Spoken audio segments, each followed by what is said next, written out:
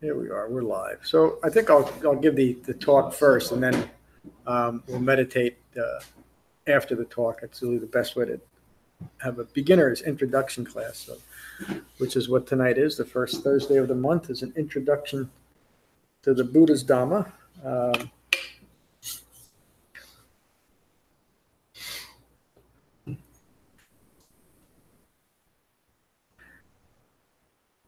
And so I'm just talking to the camera now too. We had a discussion earlier about the motivation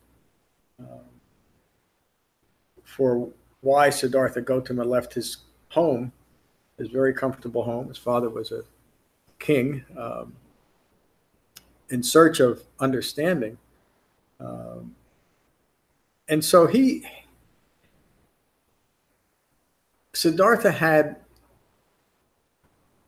despite his life of really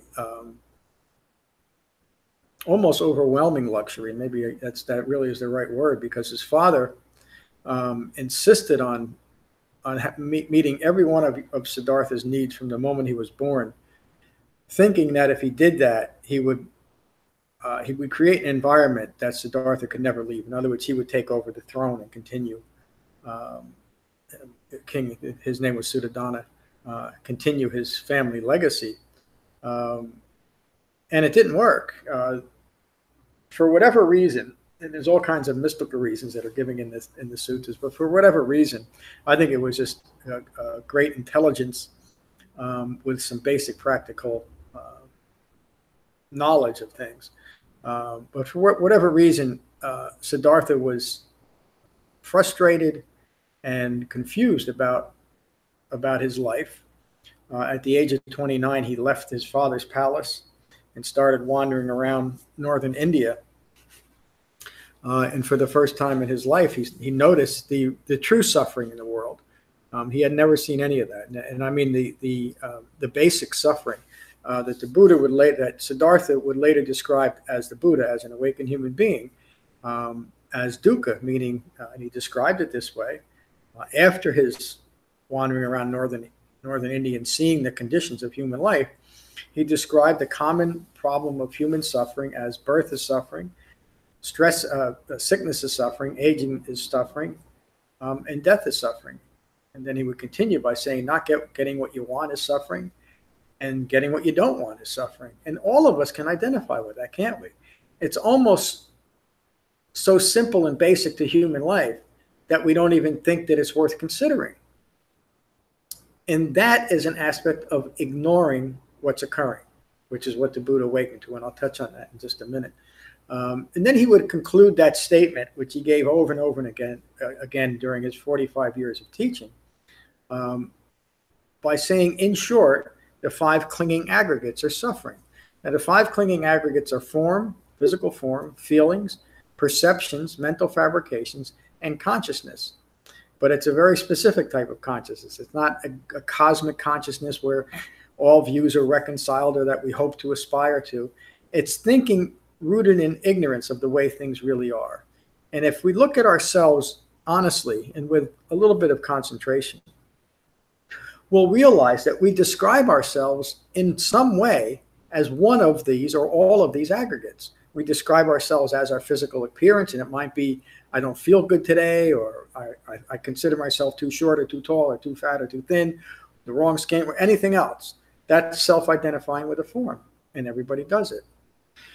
We define ourselves by our feelings often, don't we? We just had a conversation about that. I'm angry. Well, it's not really that you're angry. It's that something's occurring that is creating that fabricated state of anger in yourself. Or it might be, I'm elated. And usually that elation is tied to something that happened to you that you feel yourself fortunate that it occurred. And then we start describing ourselves as we continue to develop a personality by our perceptions of the world. So one of the best examples of that is when there's a car accident and there's 5 different witnesses to that, and each witness will describe that differently. They're describing it from their point of view. That's a perception. And that leads to something called fabrications. And fabrications are kind of a combination of those first 3, form, feelings, and perceptions, the way we think about things, that then starts forming a view or a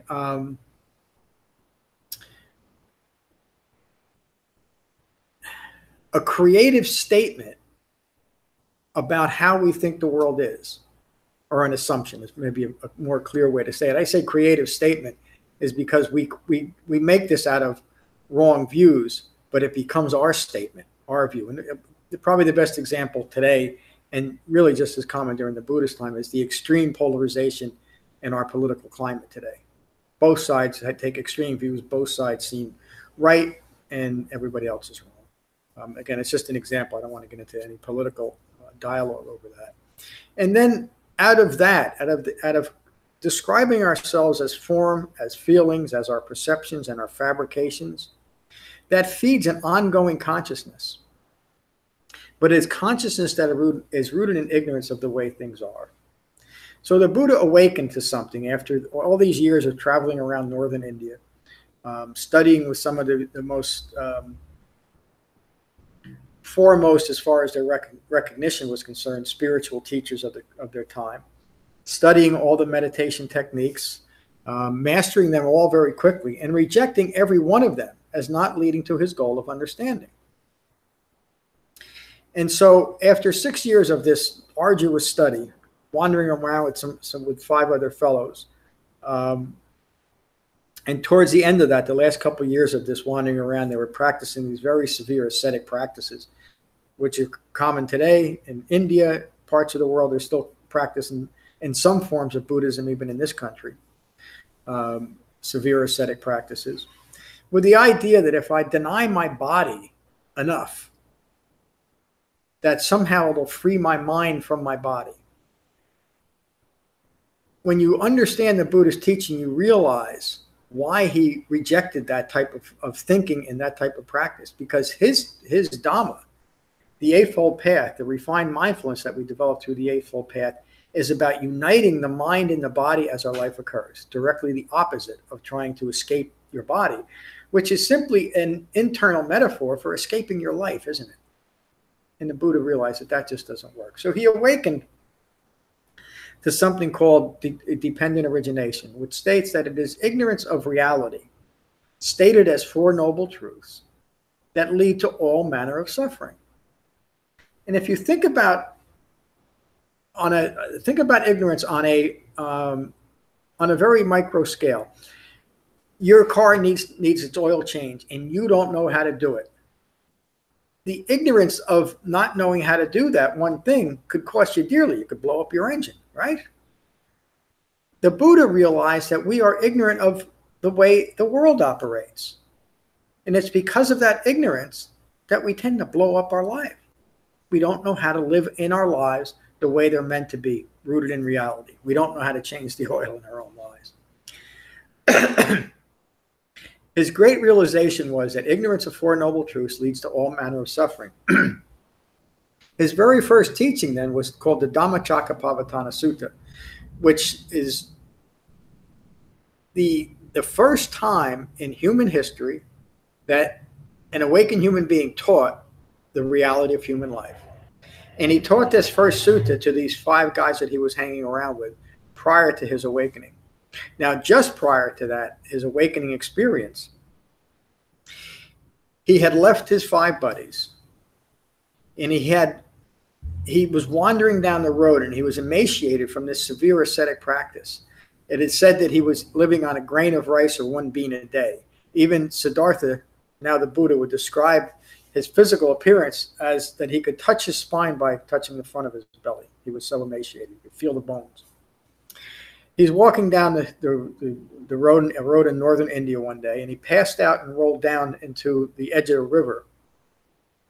And a young girl, 12 years old, pulled him out of the river and nursed him back to health by now giving him some solid food, some nutritious food. And as he regained his strength, he realized that that extreme type of behavior, that extreme ascetic practice, was not leading him to his goal of understanding. And remember, he had lived the other extreme of complete indulgence. He got everything that he ever wanted whenever he wanted it. So he had lived the extremes of life, of complete sensory indulgence and complete sensory denial. And he realized that wasn't the answer to any of this. And so he decided that he was going to sit in meditation until he understood, until this great understanding arose within him. And he remembered a meditation that he had done when he was 5 years old, equally as frustrated, even as a 5-year-old in his father's kingdom. And life just overcame him, and he didn't know what to do. And he decided that I'm just going to sit down under this tree in his dad's backyard, and he's going to be focused on his breath.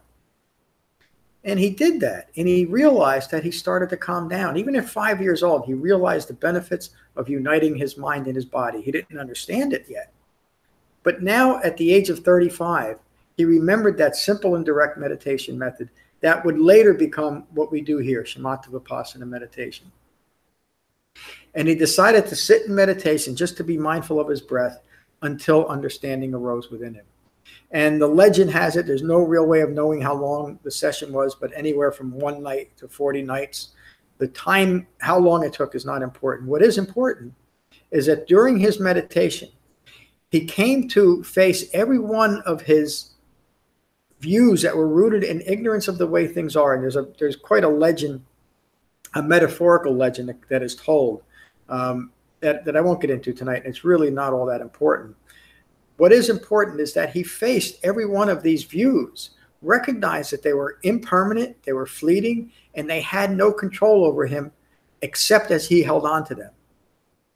And that realization allowed him to let go of every one of these views, every one of these self-referential views, every one of these views that is rooted in ignorance of the way things are. And as he continued through this process of recognition, abandonment, and developing ever deepening levels of concentration and understanding, eventually his mind cleared and he awakened. And then he sat for another, it said about 2 more weeks, not in constant meditation, but he sat for another 2 weeks off and on, considering, how can I teach what I now know? Now, there's a great sutta called the Nagara Sutta where the Buddha describes this process of awakening. And in that sutta, he talks about getting stuck in the feedback loop of these wrong views, stuck in a consciousness that was ignorant that he was in wrong views. In other words, a deluded mind. So his consideration now was, because he understood what kept him in suffering, how can I teach this in a way that will pierce that veil of delusion, that veil of ignorance? And if you think about it that way, how does a deluded mind know that it's deluded? Unless it has a framework to look at that delusion, to understand what's deluded and what's not, there's no way that it can escape that. And that was the Buddha's dilemma. How do I teach this? How do I pierce that veil of ignorance? And so thinking back into his own awakening process, he realized that there was an 8-fold path that he himself went through that he could teach others. And so he taught an 8-fold path so that any human being who was willing to develop this path could recognize and abandon their own ignorance. In other words, the 8-fold path is a path rooted in concentration that develops the refined mindfulness so that we can no longer ignore our own ignorance. And the more that I teach the Dhamma and the more I understand of my own ignorance and seeing other people develop the Dhamma around me, I realize the powerful but subtle strategies that we all use to ignore our own ignorance. We'll do just about anything to avoid looking at our own ignorance, looking at these views. Now, the Buddha described the environment that these views live in as impermanent. All things are impermanent. But once we've established ourselves in wrong views, the view itself is compelled to maintain those wrong views, even though everything is changing around it, meaning itself, the human being, constantly. So we're continually striving to establish a permanent self in an environment that cannot support permanence. That's the great insight that we're hoping to gain through this 8-fold path, that everything is impermanent, including the views that I'm holding of myself.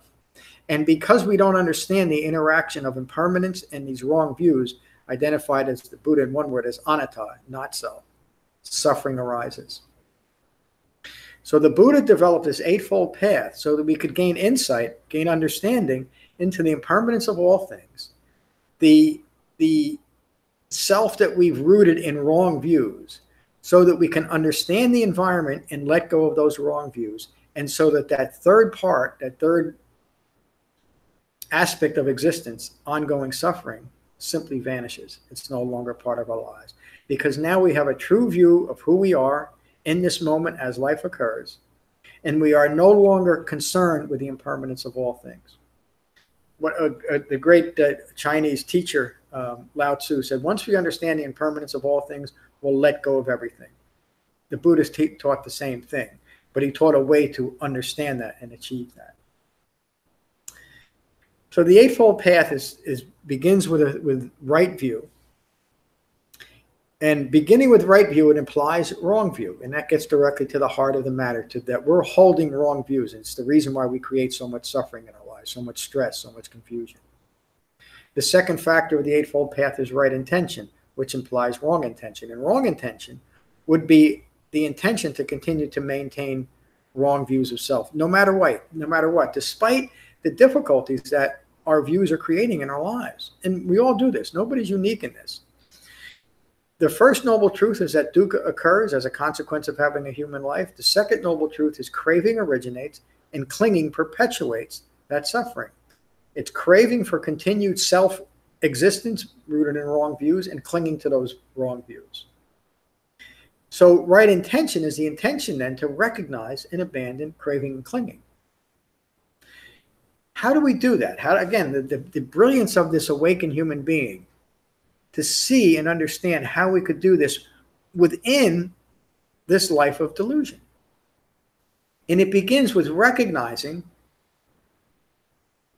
the moral and ethical aspects of our behavior. So the next three factors of the Eightfold Path are right speech, right action, and right livelihood. By using those words, there's an implication that we create suffering in our lives from wrong speech, wrong action, and wrong livelihood. And most of us, because we're prone to ignore our own ignorance, will create scenarios where hurtful speech, hurtful actions, and hurtful livelihood is okay. Even if it's on a very minor scale, we still will make excuses for that type of behavior, and sometimes on a very grand scale. And I won't get into some of the stories in the sutta, but the Buddha taught this Dhamma to the most gentlest of souls and to the most bloodthirsty of murderers. And they all needed the Dhamma because they all were stuck in wrong views. And so if we remember that our view initially is rooted in a wrong view, a view ignorant of Four Noble Truths, and that our intention initially is to maintain those views through craving and clinging, then that leads us to these moral and ethical factors of right speech, right action, and right livelihood as a way of recognizing where our wrong views are manifesting in our life. And that's the main reason why the Buddha taught these moral and ethical factors. It's because of those factors that what the Buddha taught is often conflated with or misconstrued as religion, because all religions, or most religions, have some moral factors. But the Buddha taught these moral and ethical factors more as a practical way of recognizing and abandoning wrong views rooted in ignorance. And then the last three factors of the Eightfold Path are right effort, and right effort implies wrong effort. Right effort within the Eightfold Path is the effort to maintain the Eightfold Path and to develop the refined mindfulness necessary to do just that, to hold in mind the Eightfold Path. The next factor is right mindfulness, which is similar to that, but it means to learn to hold in mind what is most important in developing the Dhamma, and to not hold in mind the things that would prove to be distracting or further leading to maintaining ignorance. Excuse me. And he taught right mindfulness in many suttas. In fact, you could say that just about every sutta he ever taught has an aspect of right mindfulness. But there's two very important suttas. The Satipatthana Sutta, where the Buddha teaches the four foundations of mindfulness, and the Anapanasati Sutta, where the Buddha teaches the practical results of a well-developed mindfulness practice. And I'll just touch on the four foundations of mindfulness. And it's a rather long sutta and important, and both of those suttas are described on the website. The four foundations of mindfulness are first, and it's what we do in meditation, is to be mindful of the breath and the body. When we do that, that simple but profound act of now intentionally being mindful of the breath and the body immediately unites our mind and our body with what's occurring. For most of us, our minds are so distracted that we can only do that for a moment or two, and then we're back into the story in our head. And that leads to the next foundation of mindfulness. The next foundation of mindfulness is to be mindful of feelings arising and passing away in our body. And that feeling is part of that story that we fall back into, that we're using to distract ourselves, that we're literally losing our mind in the story that we're always telling ourselves, and that we're enamored with and enchanted with. That's another reason why we cling to it, because it's the story we're telling ourselves about who we are. How can we let go of it if we think that's all we are? But if we notice the arising and passing away of feelings and come back to that first foundation of mindfulness, we're breaking that link, that chain to our own story in a very practical way. Another way of saying that is we're breaking the need to ignore our own ignorance by falling away from that story and coming back to what's occurring by using the breath in the body. The next foundation of mindfulness is thoughts arising and passing away. And this isn't a linear occurrence. Sometimes we'll notice that thoughts lead to feelings, and sometimes it's feelings leads to thoughts. We might have a thought that of an argument we had early in the day, and resentment might come up, or anger or frustration. Or it might be that anger or frustration arises, and that leads to the thought of resentment. It doesn't really matter the progression of it, but to simply recognize that that thought is another distraction. And during meditation, recognize that a thought has arisen, it's passing away, come back to the sensation of breathing. Notice that from those first three foundations, we're deepening concentration by using something that is always with us, our breath. And it's a very simple but very powerful tool to continue to unite the mind and the body. You talked about this earlier, that when you get frustrated, you remember, even if it's just for a few seconds, to take a breath. Well, that's what the Buddha did when he was 5 years old. He remembered it when he was 35, starting another meditation practice. And then that is the meditation method that he taught for the next 45 years, supported by the other factors of the Eightfold Path. The fourth foundation of mindfulness is written a few different ways. Usually it's to be mindful of mind. But what the Buddha is referring to is to simply be mindful of the present quality of mind as the result of either being distracted by feelings and thoughts arising and passing away and attaching ourselves to them, or being at peace with them and recognizing the impermanence. And then that final quality of mind will be at peace. But if not, simply recognize that our minds are agitated in some way, distracted in some way, and it might be because the feelings and thoughts that I had make me feel wonderful about things. I just remembered that I'm getting a new car tomorrow and I can't wait. Well, that's an agitated mind state, even though it's something that we might not want to let go of. Simply notice the fourth foundation of mindfulness is to be mindful of what's occurring in your mind and to be at peace with it. Another way that I say it often is to be at peace with less than peaceful mind states, because that's the fourth foundation of mindfulness. It simply means that I recognize that my mind is agitated in this moment in some way or another, not necessarily towards something that seems suffering-like, but it's stressful nonetheless. To simply be mindful of that and come back to the sensation of breathing. Bring my mind back into my body. Why is that so powerful? Because when our minds are united with our body, we are free of the distraction of wrong views, and we can live our lives as our life occurs. That's the essence of mindfulness. And it's that fourth foundation of mindfulness, that training towards being at peace with less than peaceful mind states, that allows us to completely develop the Eightfold Path.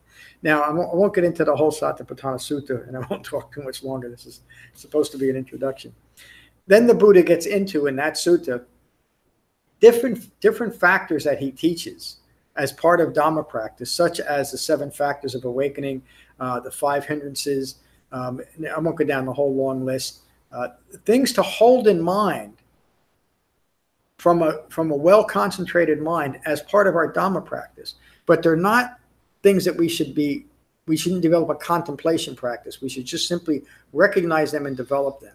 And then finally, the Buddha concludes that Satipatthana Sutta and the Anapanasati Sutta with saying ultimately we should be mindful of the Four Noble Truths. Excuse me.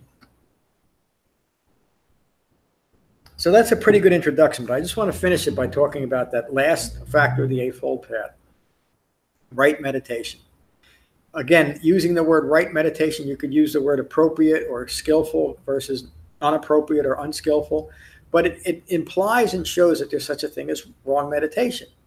And the Buddha recognized this too. Remember, he tried every meditation method that was out there during his time.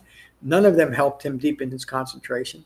And the same is true for today, from my own experience. I started with a certain meditation practice, TM, that took me to a certain point, but it did not include a path for recognizing what was, didn't give me a path to recognize my wrong views. I didn't understand it at the time, but I was meditating for a couple of years, and I still felt just as confused and frustrated about my life, even though I was able to develop a measure of calm twice a day. I didn't have the framework. So the Buddha realized that because our minds are rooted in wrong view and so distracted towards maintaining that wrong view by attaching ourselves to objects, events, views, and ideas, self-referential views, that we needed a way to quiet the mind and develop concentration if there was going to be any possibility to develop the refined mindfulness that would allow us to hold in mind or integrate the entire Eightfold Path. And that's the reason why the Buddha taught meditation, to deepen concentration to support the entire Eightfold Path. He did not teach just meditation, despite what a modern Buddhism is really just fixated on meditation. This grew out of something called the mind only, or the Yogacara school, going back many, many hundreds of years, thousands of years, 1,500 years anyway. That if we just meditate long and hard enough, that eventually we'll awaken. All of those are views rooted in something that the Buddha rejected, which was the Brahmin culture of his time, which, again, very quickly, the Buddha, what that is that there's an inner oneness inside every one of us called atta. Anatta is the antidote to that the Buddha taught. But ultimately it was that we live in a world that's prone to suffering, and it is ever-changing. This is what the Brahmin believed, which was actually the precursor to modern Hinduism. But that the ultimate reality is that we're all one and we all reside in this great oneness, whether you want to call it a supreme being, etc. The Buddha realized that doesn't, even if that's true, even though he didn't believe it was true, but even if it's true, it doesn't do anything for me right now. I want to understand what's happening in my human life. And so he used the term anatta in a way that was common during his time, but in a completely different way, to say that it is views that we're holding of a self are wrong views. Let go of the views, they're not a self. Rather than that the views that we're holding of a self are masking this thing that's within us called atta. So that has been taken in modern Buddhism, twisted a little bit, but is often taught as an inner Buddha nature, or that we all aspire to Buddhahood, that there's something within us. And that's the idea that if we just meditate long and hard enough, that this inner Buddha nature will just somehow appear within us. It may be, but it's not something the Buddha taught, because it contradicts the basic understanding that a human being awakened to, that is ignorance of Four Noble Truths that leads to all manner of suffering, not the lack of recognition of an inner godlike being or inner Buddha nature. It's wrong views that we're addressing, and it's wrong views that get us stuck in the three marks of existence and don't allow us to live lives of lasting peace and happiness, a mind resting in reality. So that's tonight's introduction to the Dhamma. Quite an introduction, huh? I hope it wasn't too deep. Any questions? Then we're going to meditate in a few minutes, but any questions about the introduction? Okay. I mean, it's an introduction, and it's almost an introduction, and it's the entire teaching. It encompasses everything, and there's not much more to it. It's extremely deep, and when you get into it, and it's amazing that you can summarize it so clearly and succinctly, but it's all there. And it seems like when you first hear about all those numbers, like eights and Four Noble Truths and stuff like that, for me it was thinking, well, how am I going to ever remember all this? Yeah. But if you review it, especially if you're able to come to a group like this, then it can happen. You start to integrate it. Yeah, thank you. That's the So I always think about when I'm giving an introductory class, and while I'm doing it, I know I'm giving too much information. This is too much, but it's important to understand the context if you're really going to develop the Dhamma. And what you said is so important. Nobody, well, except unless Kandana, I'm not going to tell the story about Kandana. Kandana is a gentleman who heard the first Buddha's teaching and awakened on the spot. Most of us, it's going to take a little longer than that. What's important to remember is that you have to develop it within the context that the Buddha taught if you hope to develop what a Buddha taught. And what I gave tonight, and what I usually give at introductory classes, is the broad overview of what we're developing. And then as part of being a part of an ongoing Sangha or online, you slowly develop an understanding of the Four Noble Truths and the Eightfold Path. And you integrate that path as your path to awakening. And that's really all that it is. So, my what I was going to say what I struggle with. I don't really struggle with it, but I'm aware of the fact that I am giving an awful lot of information. Sometimes the people have never heard anything about this, but it is so important to understand the context of what we're doing. And to me, the most important thing about all of this is that the Buddha taught a path for human beings to awaken in this lifetime. He described awakening as having a calm and peaceful mind with a profound understanding of the nature of suffering. Who wouldn't want that? And all that we have to do, and I'm not being too simplistic, is to begin to develop the Eightfold Path, rooted in a right meditation method, to follow the Buddha's teachings. And that's all it is. Thank you for saying that. Sam, you don't have to answer, and you could just sit quietly if you want, or you could say, I don't want to answer, or you could answer. How was all that information? Was it too overwhelming, or was it helpful? A lot of time it's like I hear stuff like this and it's more fantasy world. How do I know these people actually were alive, and how did I know they actually did this? But when I get past that, it's like really good stuff. It's like I feel like, I needed to hear a lot of it. Really pertains to my situation.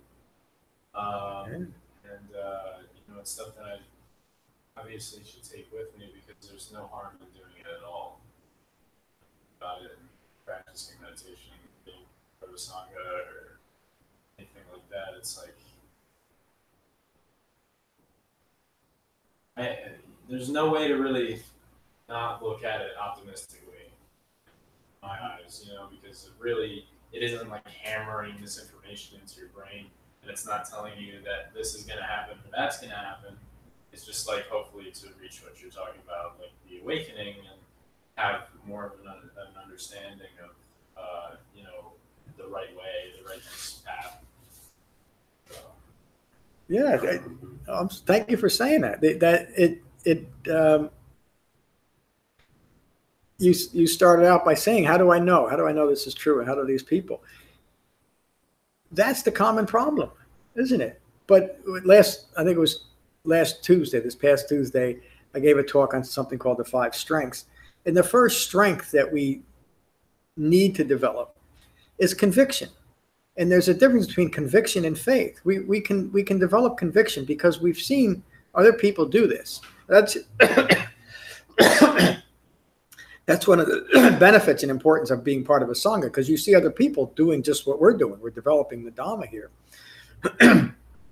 But then the Buddha always taught that there's nothing here to be taken on faith. It must be experienced directly. So if we want to know if this really works, we have to try it out. And the only way you can learn how to change the oil. You can't change the oil if somebody just teaches you how to change the air filter, can you? You have to have the exact teachings and follow those instructions. The Eightfold Path is just the same way. If you want to actually develop it and know if it really works for you, you have to actually do it. Now, I can say that I've never met anybody that didn't actually take to the Eightfold Path and the Dhamma the way it was meant, that didn't gain great benefit and develop ever-deepening levels of a calm and peaceful mind. The word the Buddha used was ehipasiko. It simply means you have to come and see for yourself. And that means, even as an awakened human being teaching that, the Buddha sitting in front of sometimes thousands of people saying, don't take my word on it. Try it out. Give it a shot. And very quickly, and I think you've had this experience too, Sam, very quickly you realize the benefits of it. And then it only increases as we continue to develop it. Thank you both for sharing that. Any other questions or comments about this? And then we'll meditate. He probably does, but he should shut up. Yeah, Kevin always has great questions and He comments. always needs to give his 2 cents. No, that's not true. Yeah. It's always, well, that being said, do you have anything to add, Kevin? Okay. I'm Not glad you anymore, brought up right? Vipassana because that's exactly what it is. Yeah, and it kind of has to be that way too, which makes sense, you know. Let me just. So we'll meditate for 20 minutes, and I think since we've kind of done the question and answer period too, then I'll just go right into the Karaniya Metta Sutta, and we'll call it a class. Is that good? Sounds good. Okay. So again, find your relaxed meditation posture, and gently close your eyes and gently close your mouths.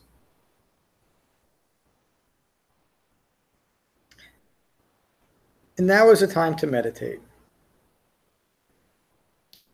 Holding your back straight but not stiff, your ears aligned with your shoulders, your nose aligned with your navel, and holding yourself softly, gently, lovingly. Allow yourselves to settle into this room, settle onto your seats, settle into your bodies, and settle into your minds. Notice the sensation of breathing in your body. Become mindful of your inhalation and your exhalation, your in-breath and your out-breath. While remaining mindful of your in-breath and your out-breath, notice if feelings arise and thoughts are flowing. We are sensitive and conscious beings. Feelings arise and thoughts flow. The purpose of meditation is to increase concentration and not be distracted by the arising and passing away of feelings and thoughts. Notice the arising and the passing away of your breath in your body. When you find that you're caught up in your thinking again, simply acknowledge the distraction and return mindfulness to your breathing. Relaxing your thoughts, remaining mindful of the arising and the passing away of your breath in your body. And we'll meditate for 20 minutes with callbacks every 5 minutes.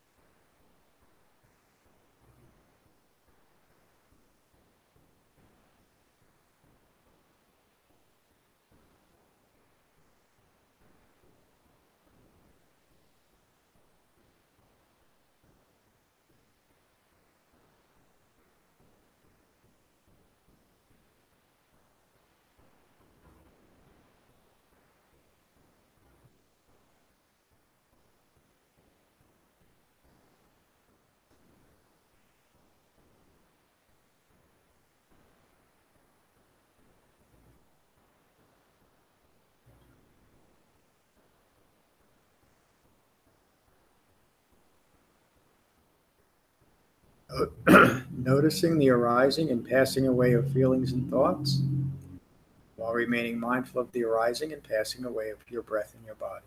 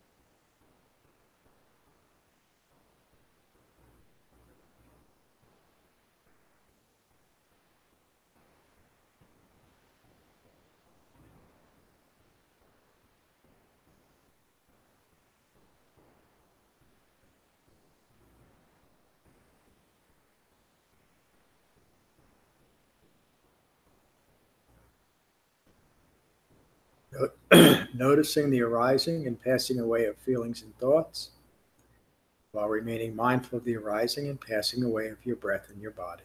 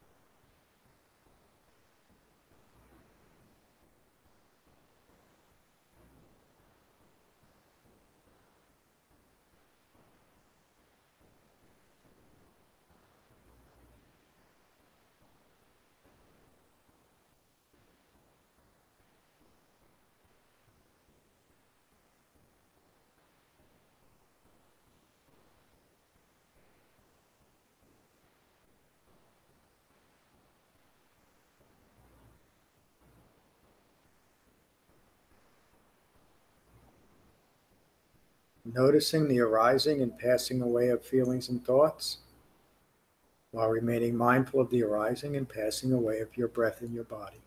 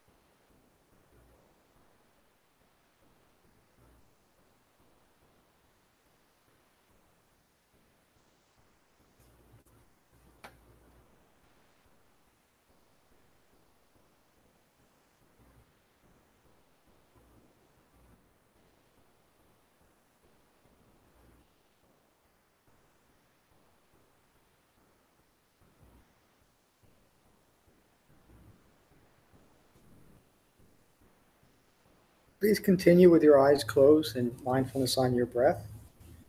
And we'll conclude with the Karaniya Metta Sutta, the Buddha's words on metta. This is what should be done by one who is skilled in goodness and who knows the path of peace. Let them be able and upright, straightforward and gentle in speech, humble and not conceited, contented and easily satisfied, unburdened with duties and frugal in their ways, peaceful and calm and wise and skillful, not proud or demanding in nature. Let them not do the slightest thing that the wise would later reprove. Wishing, in gladness and in safety, may all beings be at ease. Whatever living beings there may be, whether they are weak or strong, omitting none, the great or the mighty, medium, short, or small, the seen and the unseen, those living near and far away, those born and to be born, may all beings be at ease. Let none deceive another or despise any being in any state. Let none through anger or ill will wish harm upon another. Even as a mother protects with her life her child, her only child, so with a boundless heart should one cherish all living beings. Radiating kindness over the entire world, spreading upwards to the skies and downwards to the depths, outwards and unbounded, freed from hatred and ill will. Whether standing or walking, seated or lying down, free from drowsiness, one should sustain this recollection. This is said to be the sublime abiding. By not holding to fixed views, the pure-hearted one, having clarity of vision, being freed from all sense desires, is not born again into this world. Thank you all for a wonderful class tonight. Peace.